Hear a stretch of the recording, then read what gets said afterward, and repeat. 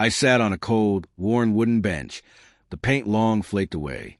My hands trembled, not from the winter chill, but from the stark realization that he had left me stripped of home, money, and security. The world I thought we shared, the house, the savings, the promises, vanished overnight. Tears blurred my vision, and I let them fall freely. Beside me, an old man shivered, clutching a tattered coat. A pang of compassion stirred, and without thinking, I removed my last scarf and draped it over his frail shoulders. He looked at me, eyes glinting in the dim streetlight. "I never forget kindness," he said. "I'll show you something." Before I could ask what he meant, a familiar car rolled past. My chest tightened. My husband, the one who had taken everything, drove slowly, scanning the streets, unsure for the first time. He hadn't seen me yet. I remembered the first time we met. He was charming, his smile like sunlight through leaves. I believed in him, in us. I entrusted him with everything, my heart, my career, my dreams. And he had shattered it all. It started subtly. Missed dinners, unexplained trips, hurried messages he assumed I wouldn't notice. Then the evidence appeared. A credit card statement, a hotel receipt, a message not meant for me. Heartbreak has a voice, but mine had learned to whisper rather than scream. I didn't break. I waited. I watched. I remember the day the papers arrived. Signed, final. The house, his name, my name. Empty lines where love once lived. I packed what I could carry in a single bag and left. But not my mind.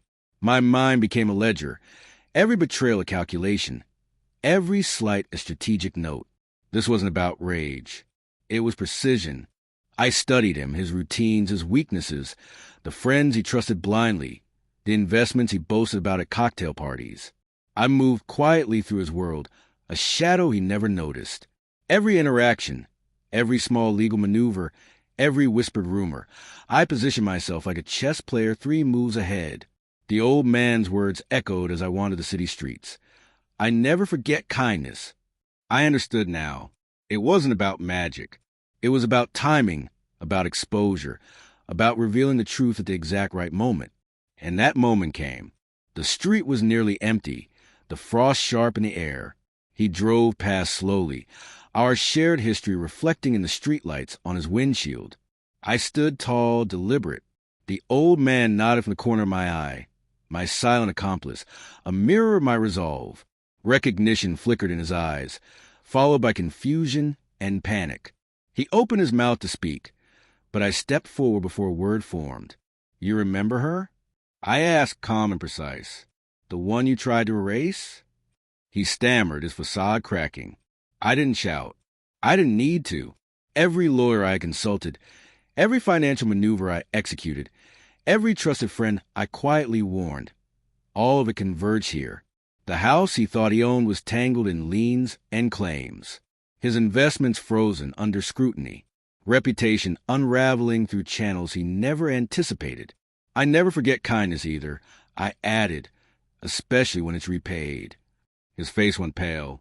He tried to argue, to threaten, but the words were hollow, powerless against the weight of his own exposed treachery. Every slight, every betrayal, every deceit had been meticulously catalogued, and now each one rose to swallow him. I walked past him, deliberately slow, savoring the collapse of the arrogance I had known intimately. Passers-by were oblivious, but I felt every ripple of satisfaction. Justice isn't loud. It's exacting, quiet, invisible until it lands. I returned to the bench that had first witnessed my despair.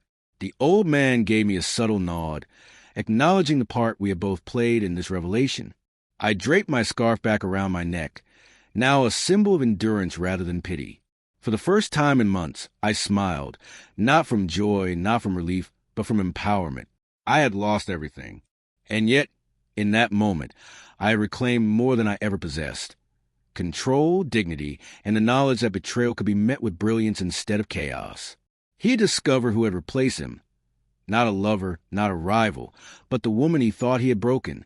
I had risen from the ashes he tried to scatter. As his car disappeared into the distance, the wind carried away my last tears, leaving only the sharp, intoxicating taste of victory.